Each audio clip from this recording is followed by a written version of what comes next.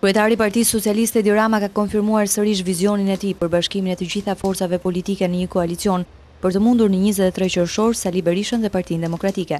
Gjatë një konferencë në rrjetet sociale Twitter dhe Facebook, Rama ka përsëritur se është i hapur për një koalicion me LSI dhe Aleancën Kuqezi, pasi gjykon se asnjë vot nuk duhet shkojë dëm për të realizuar rotacionin politik. Koalicion me çdo forcë që dëshiron të bashkohet me ne për rotacionin.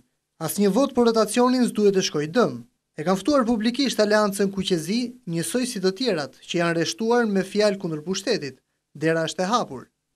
Rama ka komentuar edhe deklaratën e komisionerit për zgjerimin Shtefan Fyle kundër zhvillimit të një referendumi për miratimin e 3 ligjeve që i nevojiten Shqipërisë për marrjen e statusit të vendit kandidat, deklaratë të cilën Rama e sheh.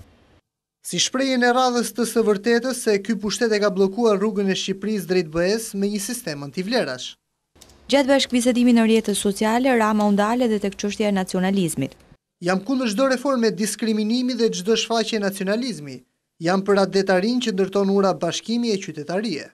Lideri i opozitës Edi Rama ka premtuar se në rast se Partia Socialiste fiton në 23 qershor do të ulet taksa mbi faturat e energjisë, do të ishte taksa e biznesit vogël, do ndryshojë shërbimi shëndetësor, do të pesfishohen financimet në bujqësi, si dhe do të rritet punësimi në zonat veriore të vendit.